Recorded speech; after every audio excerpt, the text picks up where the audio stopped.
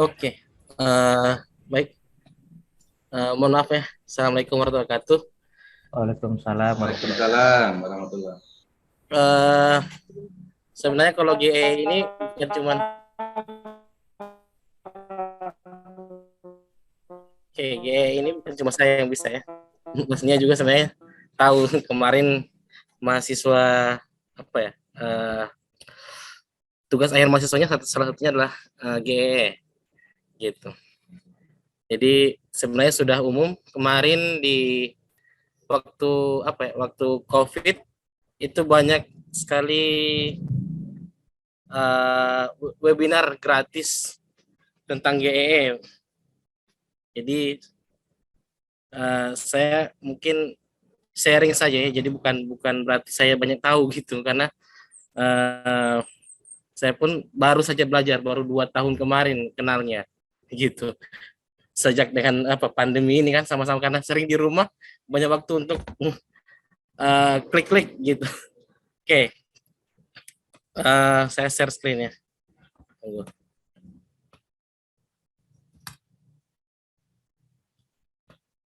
Izin share screen ya.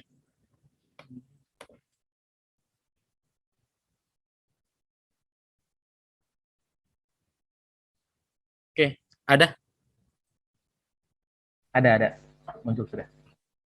Oke, uh, kalau saya share apa ya, gimana cara dari mana saya belajar gitu ya. Jadi kalau mau belajar itu bisa cari di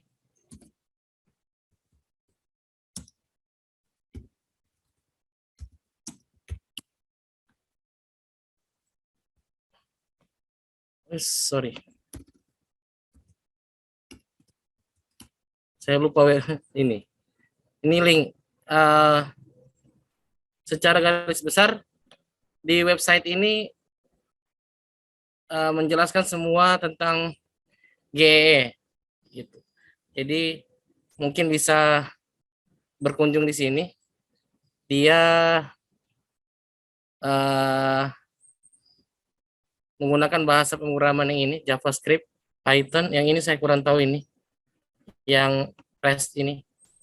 Jadi yang umum digunakan yang dua ini, JavaScript atau Python gitu. Tapi yang paling banyak orang pakai ini JavaScript.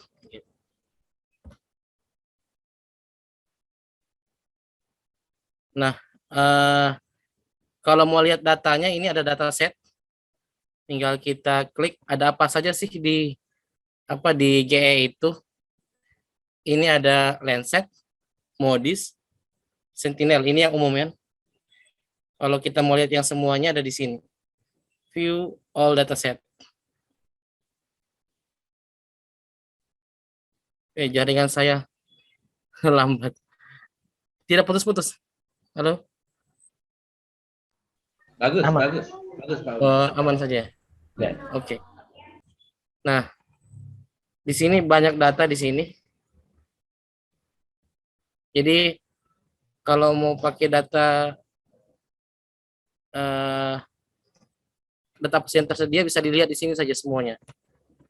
Ini ada SRTM, kemudian ada Sentinel 2, Sentinel, ada juga yang Aster yang multispektral apa hyperspektral. Aster kan? Ada juga Modis. Jadi banyak datanya di sini. Jadi kita bisa misalnya kalau saya langsung saja kemarin saya bilangnya DEM ya. Jadi saya coba SRTM, ini data SRTM. Kita kalau mau operasikan apa codingnya di sini. Kita ketikkan kode.rengine.google.com.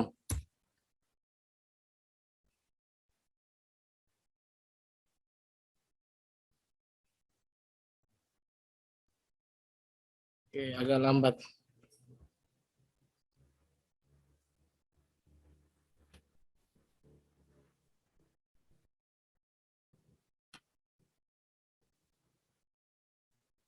Ini kalau kemarin kan saya bilang kalau bisa silakan buat akun dulu gitu.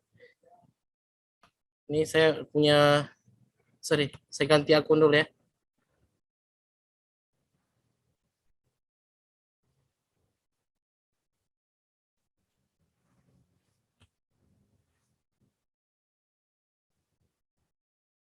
Nah, jadi ini jendela jendela kerjanya dari GEE. Di sini ada skrip yang saya pernah coba-coba, belum ada yang dieksekusi jadi jurnal, baru satu kayaknya jadi jurnal. Ini ada mangrove, ada NDVI dan sebagainya ini. Ada polarisasi radar dan sebagainya. Ini data yang saya pernah olah di skrip sini. Jadi kalau kita simpan datanya pasti akan masuk di sini. Kemudian yang doc ini berarti ini semua dokumen tentang perintah skripnya gitu. Apa saja ada di sini semuanya. Gitu. Kemudian aset di sini kalau misalnya kita punya save file dari laptop kita, kemudian kita mau masukkan ke sini, kita masukkan ke note sini gitu. Saya new, ini kita tinggal pilih mau masukkan data TIFF atau save file. Kalau save file berarti yang kita masukin cuman SHP, SHX, DBF, PRJ, OR, OR ya, atau zip ya, .zip. Jadi data semua ini yang dimasukin ke aset kalau mau input data gitu. Fungsinya apa nanti ada pada saat pengolahan data, misalnya kalau kita ingin memotong data sesuai dengan wilayah administrasi tertentu, misalnya Samarinda, Kalimantan Timur, atau misalnya Kendari, jadi kita tinggal panggil datanya dengan script tertentu. Gitu. Nah, kemudian ini ada konsol, ini fungsinya untuk menampilkan hasil apa ya? Kalau ada kata print di sini, nanti akan muncul sini. Atau sekali saja langsung praktek biar ketahuan apa fungsi ini. Gitu. Misalnya ini saya coba buka data yang tadi, yang SRTM. Saya buka dulu. Oke, ini data SRTM. Keterangannya ini tahun 2000. Oke, semuanya tahun 2000 ya. Jadi tidak ada dia bukan multitemporal, jadi cuma ada satu data saja di tahun 2000. Kemudian kita bisa baca deskripsinya apa. Bandnya ternyata cuma ada satu band. Elevasi di sini. Nah, ini sampel apa ya? Contoh skripnya gitu. Seperti ini. Jadi bisa di atas ini kita bisa lihat cara memanggil datanya itu ee.image, kemudian dipanggil dengan istilah ini. Jadi yang ini image ini memanggil data citra, kemudian datanya apa? Data yang DM apa SRTM yang ini gitu. Nah, kalau kita lihat di sini kan var dataset. Jadi kalau pakai bahasa pemrograman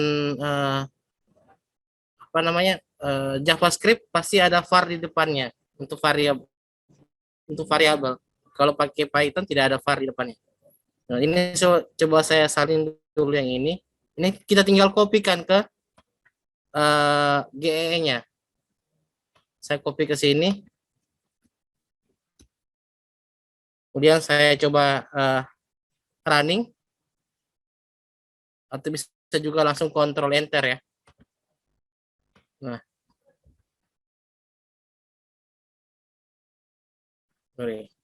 Kecepatan internet berpengaruh. Jadi GE ini yang paling berpengaruh itu bukan prosesor laptop ataupun RAM-nya, tapi yang paling berpengaruh itu kecepatan internet kita. Gitu. Makin cepat makin bagus. Nah, ini hasil tampilan datanya dari data yang tadi yang SRTM yang ini.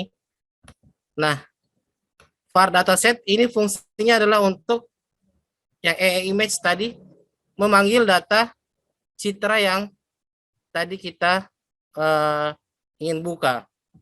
Kemudian var elevation ini, elevasi ini maksudnya adalah karena di dalamnya kan, kalau kebetulan di sini cuma ada satu data. Kalau di data yang lain misalnya data Landsat kan ada beberapa band kan, ya kan? Di sini kan bandnya kan cuma satu, cuma ada satu band elevasi. Nah, dia dipanggil lagi var elevation dataset select, artinya dia mengambil data elevasi gitu. Jadi kita ketikkan elevation ini dari mana? Dari data dari keterangan yang ada di sini. Kalau kita tulis berbeda, misalnya kita tulis band B1, dia pasti tidak akan ada tidak bisa error nanti. Coba saya ganti dengan ini. Misalnya kita ganti dengan B1, dia nanti akan error nanti. Nah, ini kan. Ini. Di sini katanya kan B1 kan tidak ada kan? Did not match any band. Jadi tidak ada band sama sekali yang tentang B1. Yang ada adalah elevation yang ini. Makanya kita perlu baca dataset ini sebelum kita menggunakannya. Kita baca dulu apa ada datanya apa yang ini untuk dipanggil nanti di sini gitu. Oke. Nah, setelah itu var slope ini fungsinya untuk membuat kemiringan lereng. Dari mana yang ini? Ini ada di sini. Di dokumen sini, kalau kita cari di sini, kita klik di dokumen, kita cari slope.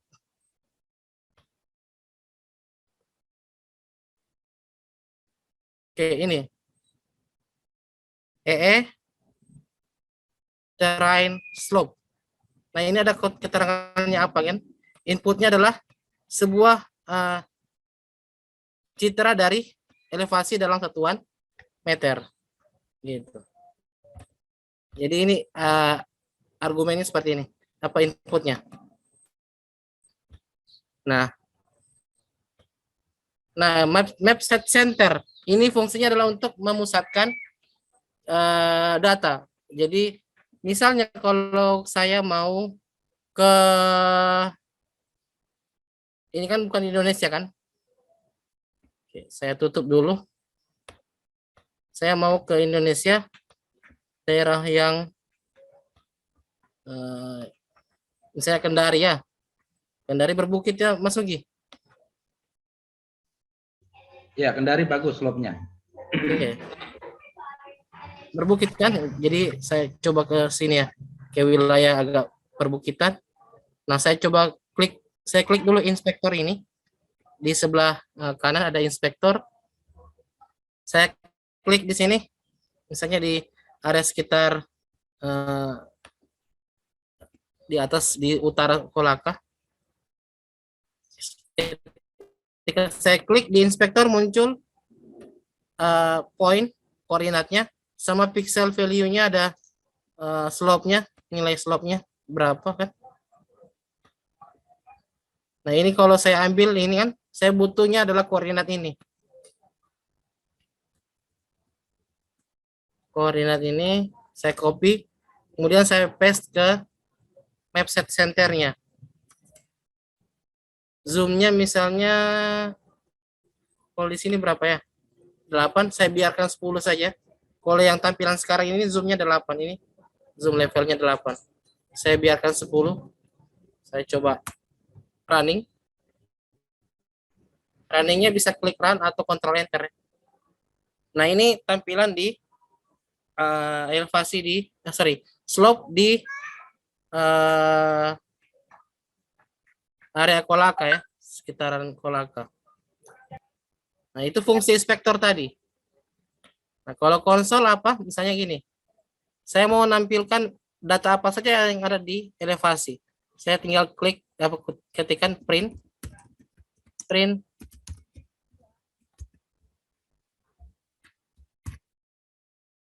Nah, ini akan muncul di sini. Gitu.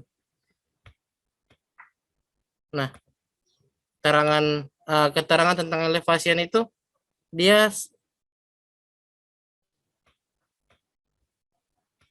seperti ini. Jadi ada apa sistem koordinatnya, ukurannya, dimensinya. Oke. Jadi itu fungsi print.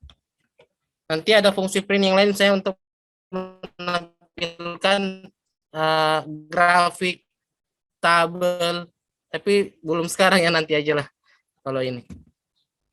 Jadi gitu ya. Jadi itu fungsi dari konsol ini, menampilkan data-data tabular, data-data tabular ya. Jadi ya kalau spasialnya muncul di layer, tabularnya muncul di konsol gitu. Nah, sekarang bagaimana kalau misalnya kita ingin data ini dipotong sesuai dengan save file atau data, apa ya, wilayah penelitian misalnya. Misalnya saya ingin meneliti area yang ada sungai di sini ya, yang ini ya, seperti ini sungai. Nah, ini saya bisa gambar di sini, gambar rectangle, atau kita bisa pakai save file kalau ada. Tapi karena saya tidak punya save file wilayah Kolaka dan sekitarnya, saya pakai ini saja. Nah, ini saya batasi dengan geometri. Ini saya bisa ganti namanya atau biarkan saja geometri, tidak apa-apa, misalnya gitu kan. Nah, saya ingin potong semua data ini sesuai dengan geometri yang ini. Maka kita bisa buat di elevasi sini dot clip pakai geometri.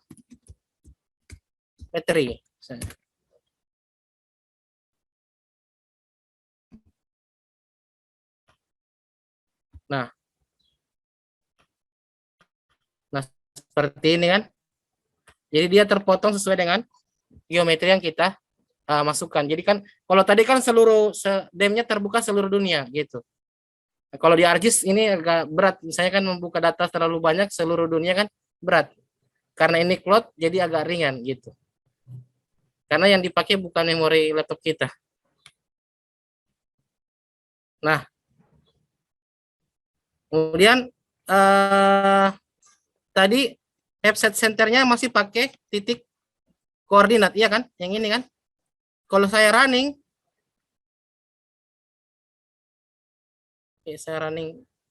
dia pindah di sini kan, pindah di bawah. Kita maunya dia yang ini ada di tengah.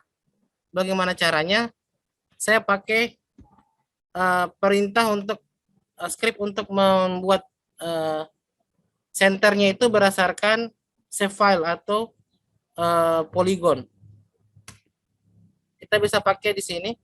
Kita cari di dokumen, ini kan script, ini dokumen. Kita cari misalnya, kita cari center ya, kata center ya. Center, kita lihat yang map. Nah, ini map. Di sini ada, kalau yang tadi kan map set center, longitude, latitude, zoom. Yang tadi, yang ini kan, yang saya sudah kasih tanda hijau. Sorry, saya belum kasih tahu ya. Kalau tanda 2 kali gini, string, berarti maksudnya adalah yang di atas ini, datanya apa? Dia berubah jadi komen, jadi tidak akan di print, tidak akan diproses ya. Jadi yang string 2 kali seperti ini, komen, jadi tidak akan diproses di dalam ketika saya running, ini tidak diproses gitu. Nah, ini saya akan ganti map center ini dengan script lain untuk membuat dia di tengah berdasarkan polygon. Kita bisa pakai map.center object yang ini ya.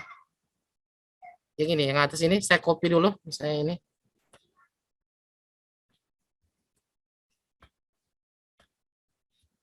Nah, objeknya apa? Objeknya adalah geometri, ya kan? Kita ingin membuat citra yang geometri ini berada di tengah-tengah lembar kerja kita. Berarti kita tinggal masukin objek, kita ganti dengan geometri. Nah, ini kalau dia berwarna hijau biru, ungu seperti ini berarti benar tulisannya. Sesuai dengan yang ini, yang atas. Kemudian zoomnya berapa? Misalnya kita tetap buat zoomnya adalah 10. Ini tidak usah, misalnya ini opsional yang terakhir ini. Oke. Diakhiri dengan titik koma terakhir di belakang.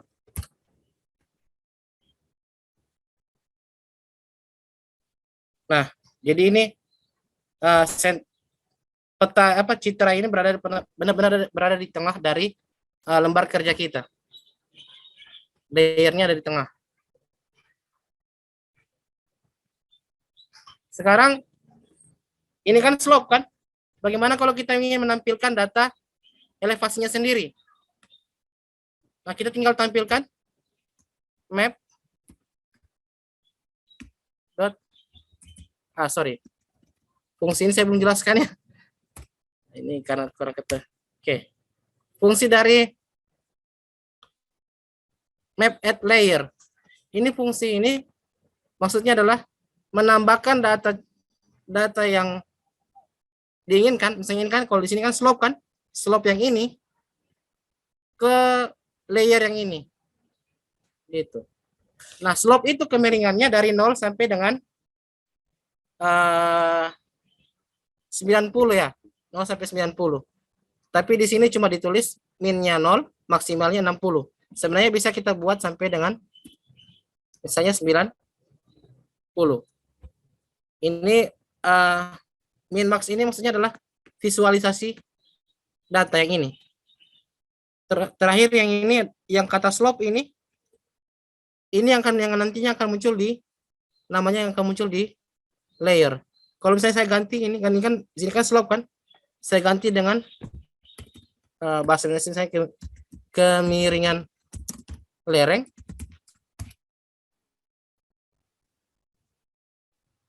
Setelah kita running, maka yang muncul di sini adalah layernya berubah jadi kemiringan lereng yang ini.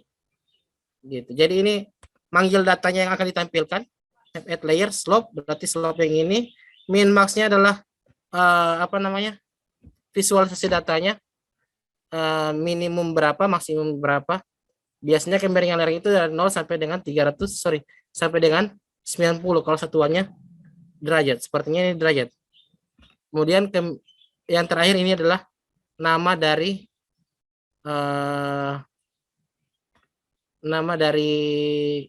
layer tersebut.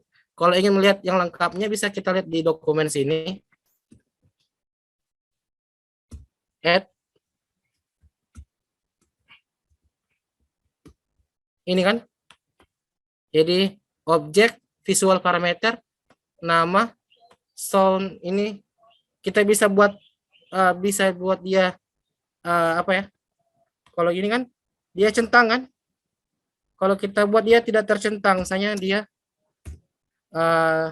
seperti ini. Saya buat 0, dia di sini otomatis tidak tercentang gini. Kalau tercentang berarti kan datanya kan muncul kan. Nah, itu fungsinya dari yang ini. Sound. Opak saya belum pernah coba. Opacity-nya gimana sebelum coba. Oke, gitu ya. Nah, bagaimana saya ingin menambahkan data elevasi? Kita tinggal sama map add layer. Kita panggil data yang ini kan, elevasi yang ini kan.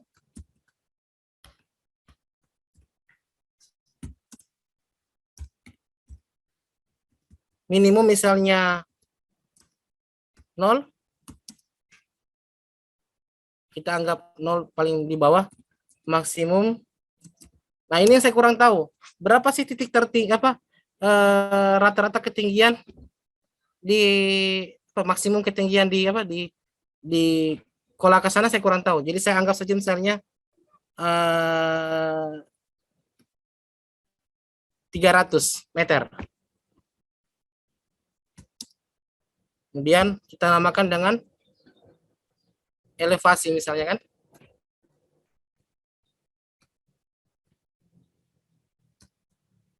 Oke.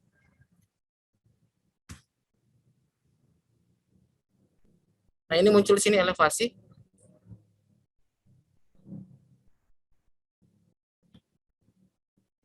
Nah, ini terlihat ada yang sangat putih, ada yang hitam. Jadi secara apa ya, visual atau kartografi kurang terlihat perbedaan ketinggiannya karena saya buat minimum 0, maksimum 300. Coba saya naikkan misalnya 1000. Jadi ketinggiannya 1000 meter. Nah, ini masih ada yang terlihat sangat putih, ya kan? Bagaimana kita ingin tampilannya bagus? Maksimumnya kita tahu berapa harusnya. Kita klik di inspektor, kemudian kita klik ke sini.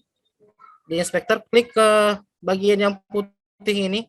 Kita cari tahu berapa nilai piksel di situ, nilai ketinggian yang ada di situ.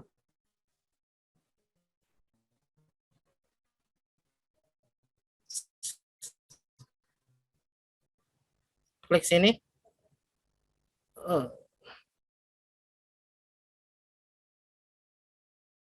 Oke, jaringannya agak lambat ini.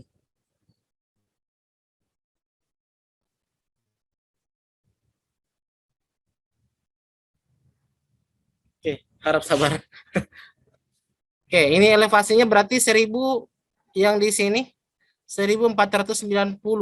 Berarti kalau gitu saya anggap 1500 ya. Berarti di sini saya ganti dengan 1500 untuk visualisasi citranya.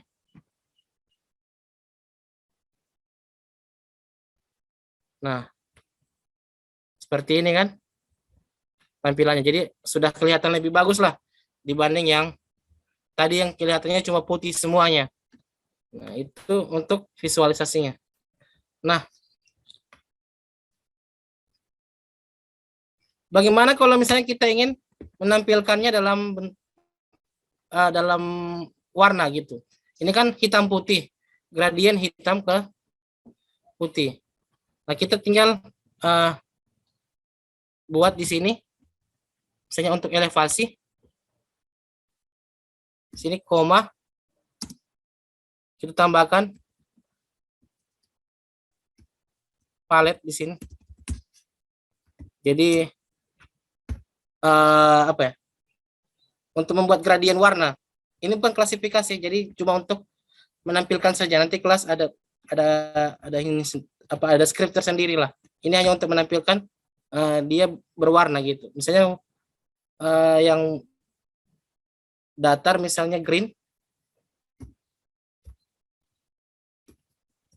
ya.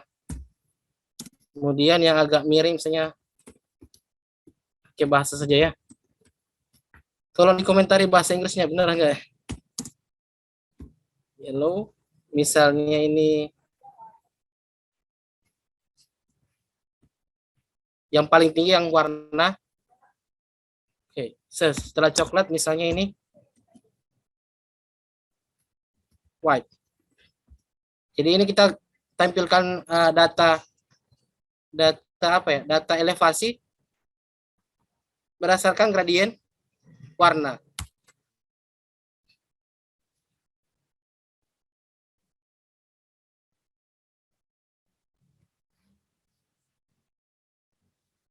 Nah, ini kan seperti ini. Jadi terlihat gradien warnanya terlihat. Gitu. Sekarang kalau misalnya apa ya? Nah, gradien warna ini kita bisa ganti dengan kode warna. Kalau warna kan kita cuma artinya bahasa warna kita kan sedikit gitu. Kalau dalam tulisan bahasanya kan sedikit. Kita bisa pakai kode warna untuk untuk membuat warna tersebut gitu. Kita bisa pakai kode warna HTML ya, yang HTML. Oke, saya pinjam dari blognya orang saja. Oke, misalnya ini kan tadi saya bilang yang rendah itu hijau kan, hijau kan sebenarnya macam-macam. Ada yang green yellow kan. Oke, misalnya yang rendah adalah ini kan. Saya ambil kode warna ini.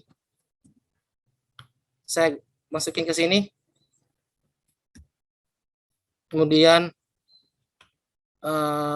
kuning. Saya sambil yang gold ini saja. Saya copy, paste lagi ke sini. Kemudian yang coklat.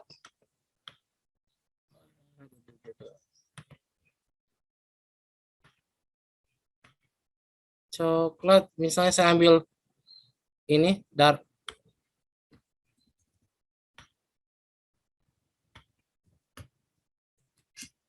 Kemudian putih, biasanya 000 ini putih, tapi saya lihat dulu. Mana putih? Yang ini saja ya. Saya ambil yang ini aja. Ini, azur.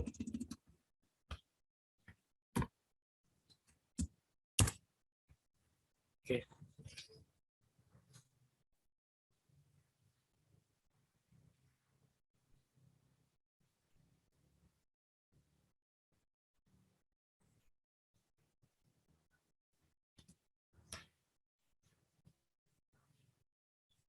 Nah ini hasilnya.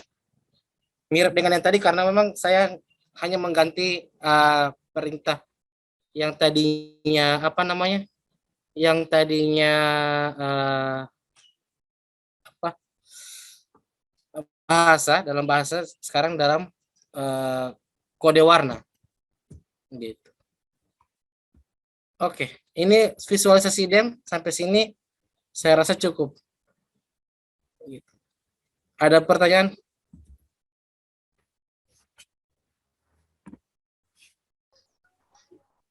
Saya, Mas Oman. Yuk. Ya, saya lebih ke ini sih sebenarnya, diskusi. Nah ini kan SRTM itu tadi datanya tahun berapa ya? Tahun 2000, iya tahun 2000 ya. Nah tahun 2000 kan ya. Berarti kalau dikonversi ke tahun sekarang itu sudah berapa tahun itu? Sekitar ada 20 ya, 20 tahun ya. Iya. Nah, di 20 tahun. Nah, tampilan yang kita sedang kerja ini itu adalah tampilan tahun 2000 gitu ya. Gitu ya, teman-teman ya. Nah, artinya kalau dalam keilmiahan pastilah geometri di misalkan sungai ya, kita anggap daerah aliran sungai dasnya ya. Pasti itu ada ini, ada apa sih namanya kalau perubahan bentuk gitu,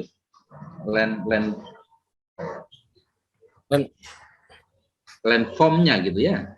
Iya. Nah, pasti berubah. Iya benar. Nah, sekarang kalau secara keilmiahan itu untuk mendeteksi itu bagaimana? Oh, kalau saya perubahannya saya belum coba ini, jadi belum Nah, coba. maksudnya ini diskusi saja. Mungkin bisa saja teman-teman lagi bisa menjawab. Kan ini ceritanya ini tampilan tahun 2000. Tahun 2000 kan. Apalagi kalau misalkan kayak di Kalimantan itu kan sungainya besar-besar, termasuk di Sulawesi Tenggara juga termasuk ya ini adalah Sungai Konawe aja yang juga besar gitu kan. Ini tahun 2000. Kalau kita mau meneliti di tahun sekarang untuk bentuk geometri si sungai gitu ya, pastilah ada perubahan karena ya itu tadi ada interval di 20 tahun itu pasti ada banjir besar di sana. Misalkan saja kayak seperti kemarin itu di Sulawesi Tenggara itu di Konawe Utara itu kan ya, akibat tambang, nah itu pasti merubah bentuk dari geometri sungainya. Nah, sekarang yaitu tadi diskusi ilmiahnya untuk bisa melihat perubahannya itu ya harus di ini mungkin ini ya bisa ya di overlay dengan ini kan apa dalam bentuk dem ya. Iya. Kalau di overlay dengan citra lain bisa. Nanti setelah ini kita coba data Landsat sini. Kita hanya ingin melihat ini ya apa perubahan geometrinya. Saya kira bagus sekali nih Mas Oman.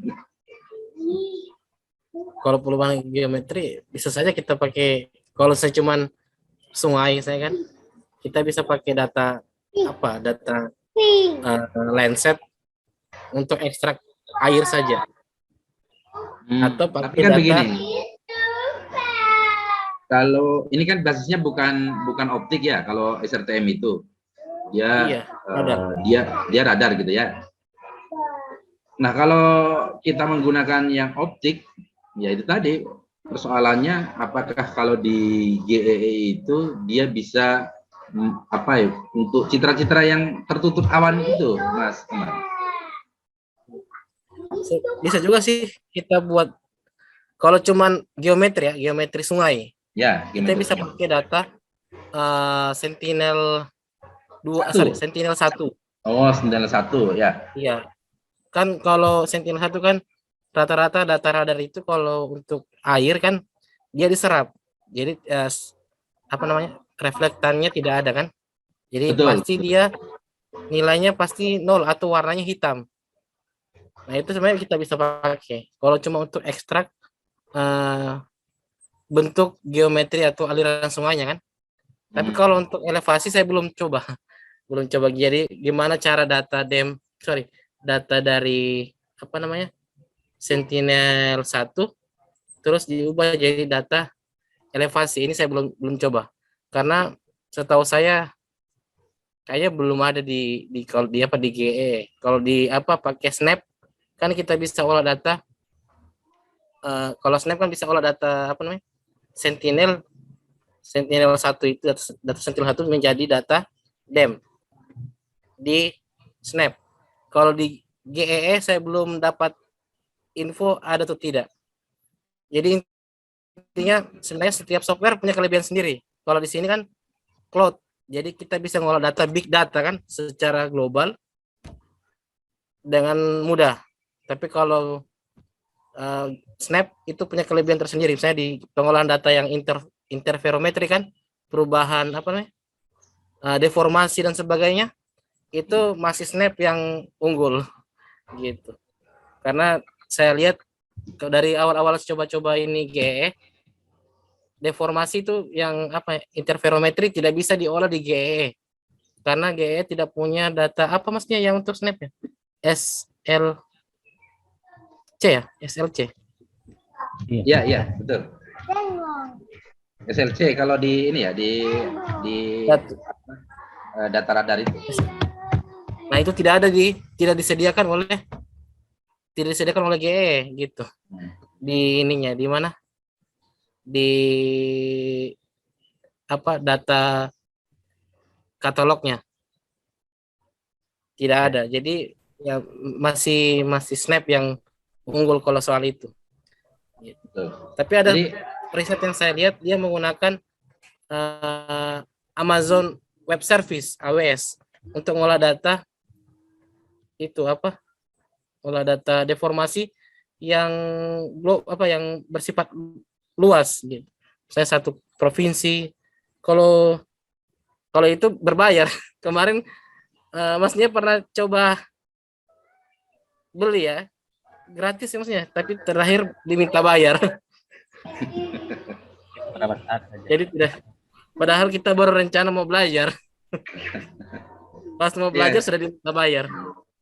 Ya, jadi saya anggap penting yang bentuk geometri sungai itu mestinya juga menjadi menjadi topik atau isu yang mestinya juga harus dipublikasi gitu Pak. Karena ini kalau dikaitkan dengan infrastruktur transportasi ya di jalan raya itu kan hampir semua jalan-jalan kita itu mengikuti itu tadi di pinggir sungai itu kan. Contoh kasus kemarin terjadi di Sulawesi Tenggara juga, Mas Oman, di dekat kota Kendari itu. Nah, itu tergerus. Jadi jebol Mas Oman jalannya gitu kan. Karena memang jalan itu persis di tikungan sungai. Persis di tikungan sungai sehingga pada saat banjir besar, nah itu terjadi itu tadi ambrol gitu ya, ambrol di sungainya. Nah, kenapa ini tadi saya isukan, sebenarnya ini bisa saja menjadi isu bersama gitu kan. Dan kalau mau dipenelitian kan bisa saja nih, bagus ini. Saya perhatikan ini teman-teman di Samarinda ini sudah bisa GE gitu kan. Jadi next mungkin tahun ini tahun depan lah ya mungkin ya. Mungkin kalau bisa kolaborasi Mas Oman, ayo kita masukkan di ini di stream Litapmas gitu kan. Nah ini penting, penting Pak. Karena apa? Itu akan menjadi mitigasi kita Pak. Ini masuk di area kebencanaan Pak. Masuk di mitigasi kita supaya nanti infrastruktur transportasi atau jalan itu ya persis yang ada di tikungan sungai itu bisa dibangun dengan konstruksi yang berbeda dengan yang tidak di tempat itu. Seperti itu. Jadi nanti outputnya itu ya itu tadi. Jadi ada beberapa spot-spot titik-titik koordinat yang dianggap potensi ya akan terjadi itu tadi. Nah, datanya dari ini saja Pak, dari perubahan geometriknya itu. Itu kan bisa kalau secara penelitian itu bisa saja disimpulkan dia akan mengarah kemana gitu ya dari geometri tadi. Bagus Mas Oman, top. Insya Allah nanti tahun 2023 lah ya. Kalau skemanya itu kan bisa saja ya antara PTA dan PPV itu, PTV bisa ya kolaborasi. Belum baca saya kalau itu. Bisa lah, masa mau tidak bisa. Cuma kan kalau tahun ini dia dipisahkan pengusulannya kan, waktu pengusulannya berbeda. Kemungkinan bisa saja, tinggal siapa yang jadi mitra, siapa yang pengusul kayaknya begitu. Nah, benar-benar. Jadi misalkan yang dari Politan yang dari vokasi sebagai pengusulnya, mitranya yang di UHO berarti ya dimasukkan pada saat pengusulan yang vokasi. Tapi ketika misalkan yang UHO yang jadi pengusul, kami jadi mitra, berarti ya tinggal nanti diusulkannya pada saat yang akademik yang buka kayak gitu. Cuma pas pengusulannya biasanya kampus akademik dengan vokasi tidak sama gitu. Tidak betul. Bersama. Jadi betul. Saya kira itu betul ya. Jadi kalau kita mau rencanakan ke sana itu mestinya skopnya itu akan lebih besar. Nah, saran saya sih karena kita rata-rata dari Sulawesi ini ada Mas Oman, ada Mas Nia ya. Jadi ya di Salibas Island gitu kan, satu Sulawesi saja nanti. Satu Sulawesi saja, nanti dicari sungai-sungai yang potensi itu tadi. Saya kira ini mitigasi yang bagus, Pak. Selama ini kan mitigasi ini ya, mitigasi bencana itu gempa gitu ya. Kemudian ini isu yang kalau buat saya ya, menarik juga isunya. Bisa saja. Saya kira kalau GE kan mantap ini. Ya oke, lanjut Mas Oman. Oke. Bisa juga ini Mas Nugi. Ini skrip ini kita bisa kerjakan bersama. Jadi kalau misalnya ada yang paham, kita bisa uniknya itu kita bisa saya bisa get link. Kemudian saya share gitu kan. Saya share untuk diolah bersama nanti gitu. Tapi nanti aja, saya lanjut dulu ya. Ini baru data BEM. Bagaimana kalau misalnya kita ingin menampilkan data Landsat? Kemarin Landsat sudah Landsat 9 ya? Ya, sudah ada 9. Nah, kebetulan ternyata sudah ada yang nulis. Jadi saya tidak perlu ini lagi. Setidaknya kita teman-teman sudah bisa ini ya, gratis ya itu. Gratis, Mas. Gratis. Ini enggak, maksudnya datanya sudah ada. Sudah ada. Datanya sudah ada. Sudah ada. Cuma di katalog lobet laptop saya. Saya di luar, tidak di dalam rumah. Kalau dalam rumah diganggu. Tidak dicas, tunggu ya. Saya cepat saja kalau gitu, tunggu. Di data katalognya yang GE itu belum ada Landsat 9. Landsat 9 itu belum ada. Tapi datanya sudah bisa dipanggil. kemarin ada yang bocorkan, mungkin orang dalam untuk kemana. Sudah ada yang, ini ada website saya coba buka yang ini ya, daripada saya nulis lagi. Jadi kalau ketik GEE Lenset 9 di Google, ini ada satu web yang sudah memaparkan data Lenset 9 ini. Ini cara, saya copy aja yang ini ya.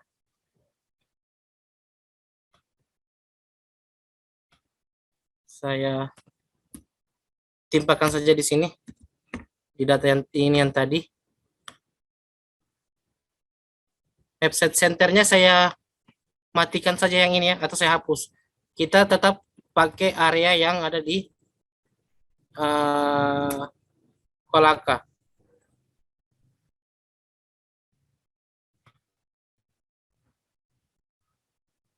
Laptop saya mau mati. Tunggu. Bentar ya.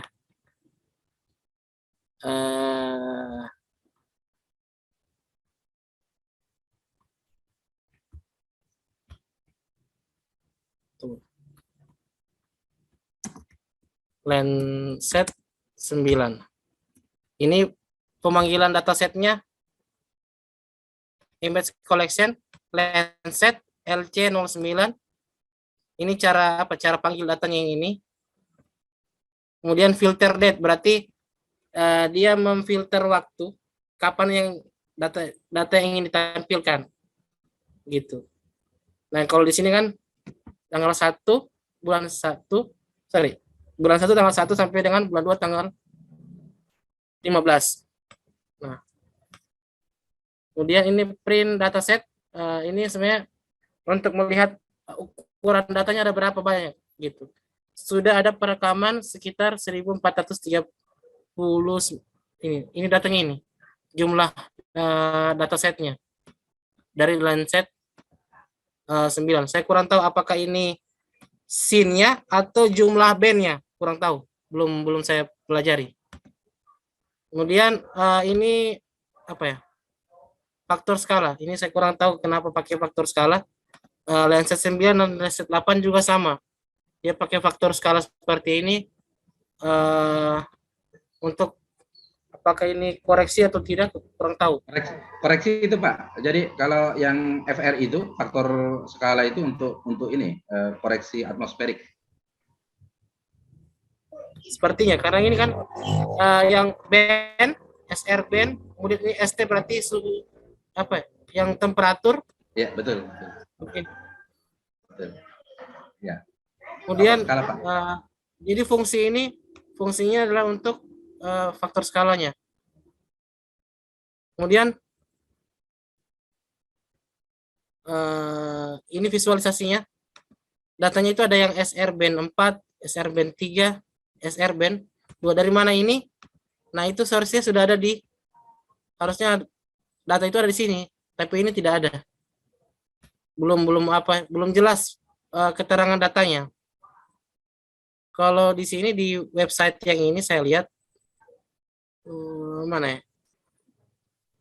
Di sini untuk sementara cuma ada Lenset 8 yang mirip dengan data Lenset 9, bisa dilihat di sini.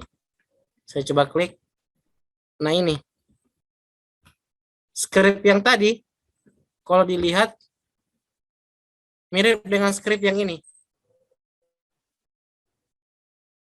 Tapi ini Lenset 8, cuma diganti Lenset LC08 ini ganti dengan LC09 gitu. Nah, ini tadi fungsi yang tadi yang ini kan sama, ini scriptnya sama. Ini fungsi skala faktor skala. Jadi image, jadi di dalam data image collection ini ada image, itu diselect data yang SRB yang untuk band. Kemudian ada dua data kan, ada yang reflector, ada yang Tears. Ya, ada yang tears kan. Ini yang tears. Jadi di faktor skalanya beda. Ini dimultiply berarti dikali, ya kan? Faktor skala dikali kemudian ditambah 0,2. Ini saya kurang tahu ini apakah ini. Nah, setelah itu data ini dikembalikan lagi ke dalam bandnya. Nah, dataset dot map ini ini persamaan yang ini diaplikasikan ke dalam dataset.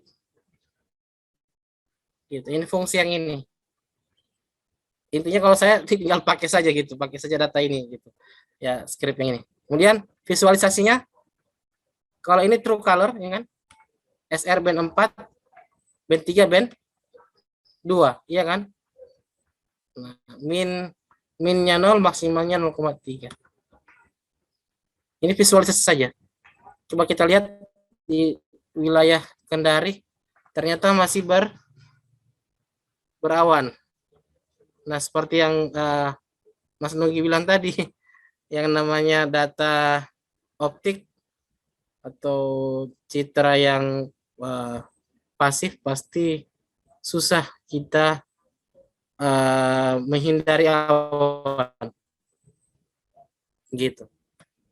Karena ini baru 2 bulan, kita sulit untuk memfilter awan untuk menampilkan data yang bersih dari awan gitu. Jadi di GE ini Mas Nugi, Resti, itu kita bisa menampilkan data biasanya wilayah Katulistiwa terutama Kalimantan Timur ini sering berawan. Kita bisa menampilkan data bersih dari awan dengan cara menambalkan data yang berawan dengan data yang tidak berawan gitu. Jadi saya kasih contoh, misalnya yang ini ya, data saya coba.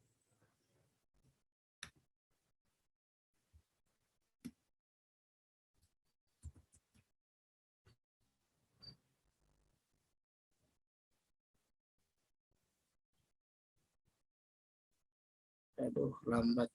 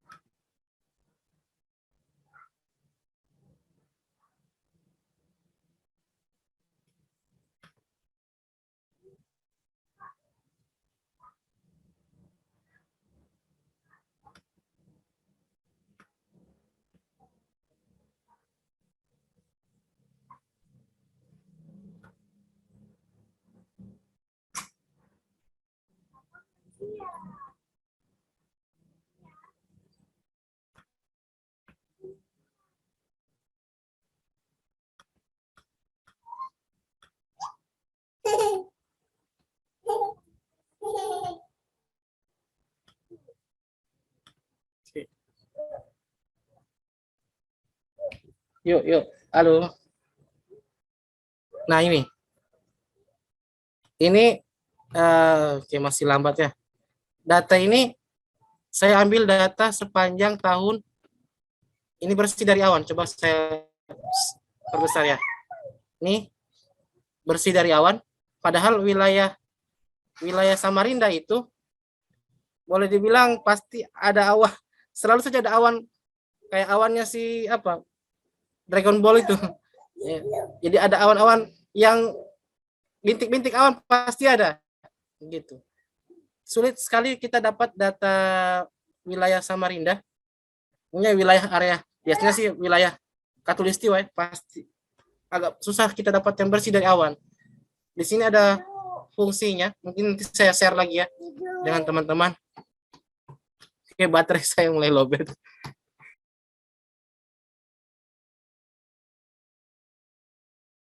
Oke, baik. Terima kasih teman-teman atas kehadirannya, Pak Mas Oman juga untuk materinya. Terima kasih. Ya, mudah-mudahan kita nanti bisa bertemu kembali di sesi berikutnya dengan topik yang berbeda dan juga kelanjutan dari materi Mas Oman.